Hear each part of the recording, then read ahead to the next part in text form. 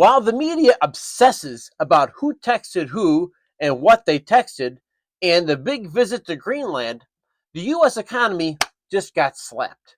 Now, you might ask yourself the question, how did this happen? Well, Moody's just downgraded U.S. debt. It is one of the credit rating agencies, and they just downgraded the U.S. debt a little bit more. So, here's why it matters to you, not just Wall Street. Remember, imagine your landlord saying, "You're not broke, but you are pretty sketchy right now." That's basically what Moody's told the US. Now, you might say to yourself, well, geez, that's not very good or that's not very nice. But the fact is, the US has a lot of debt, and now Moody's is calling out that debt and saying, hey, we want you to do something about this, or we're going to rate you as a credit risk. Let's dig deeper. So, what does a downgrade actually even mean? Like, there's such a thing as called a credit rating. We can all relate to those. In order to get a credit card or get a home loan or get a car loan, you need to have your credit checked. And it's really checking on a couple of things. One of them is checking your ability to pay your debt. Now, we all realize that's kind of a superpower to have credit or even decent credit. The fact is, people will do business with you, they will loan you money. But of course, the other side of the transaction is you must have an ability to pay it back. And if you can't pay it back, well, you become a credit risk. And you don't have that 810 credit rating anymore like you will get in a credit card. Instead, your credit rating can suffer. And you'll notice in this chart, I've got a list of what happens to credit over time. So, when we borrow money, as the United States is constantly borrowing money, and we show that we have an awful lot of debt, well, our credit rating goes down. So remember, this could actually hit anybody, like your taxes, your credit card, hit your mortgage. These are very, very real things because borrowing gets super expensive. So you may ask yourself the big question, why isn't anybody really even talking about this? Because let's face it, it becomes a political circus, if not an actual hot potato. Because the Democrats want to blame the Republicans want to blame the Democrats, and of course, everybody wants to blame Elon right now for cutting all kinds of government waste. But the fact of the matter is it really waste, or is he making a tactical move, or is he making a situation worse?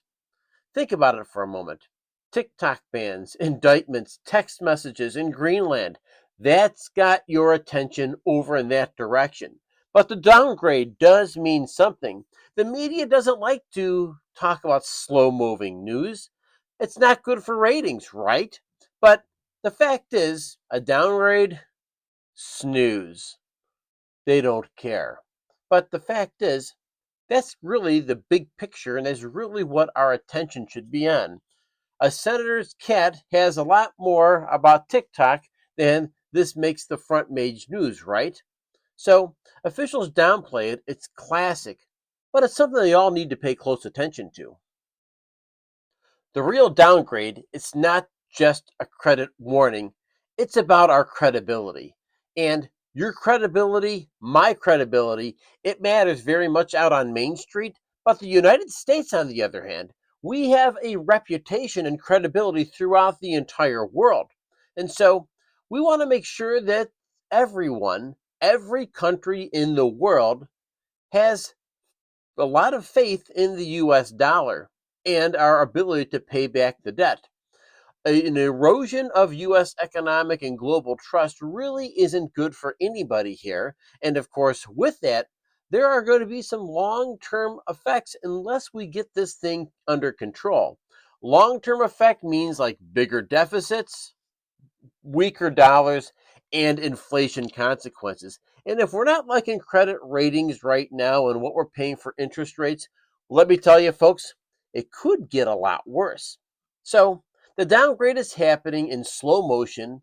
and no one is really getting any kind of attention paid to it. It's not a popular story because so much of this is abstract to the average person unless you're watching a channel like this one. That's a great reminder to hit like and subscribe because I love sharing this news with you. So let's go ahead and talk about a couple things here. We weekly have an economic report card here. So let's face it, whether we realize it or not, we are constantly dealing with an economic report card. You have your own personal one, you have your family economic report card, and the nation has its own economic report card as well. So, what do? We give the United States right now, what, a D plus in physical responsibility? Heck, we have fought wars for this privilege to have the U.S. be the reserve currency of the world, and we do not want to spend ourselves into oblivion on things that we might not even need for stuff that we don't necessarily even want. Media, I'm going to call the news out as well because let's face it, when it comes to media prioritization, what do they really do? They're spending an awful lot of time spending on stories that, in the grand scheme of things, might be attention getting, might get you to pay attention to because it's a crazy story, but boy, I can't think of a bigger story than the U.S. credit being downgraded, or could I really think a lot about what happens if the U.S. loses reserve currency status, let alone we see a huge spike in interest rates.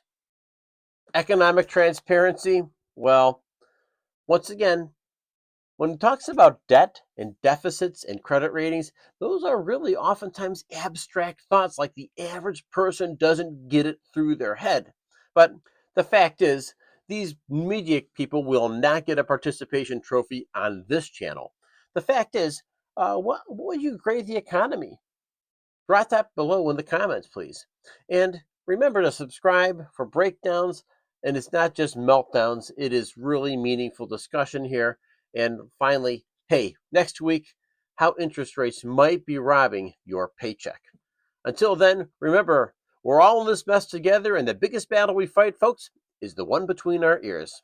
Have a great day.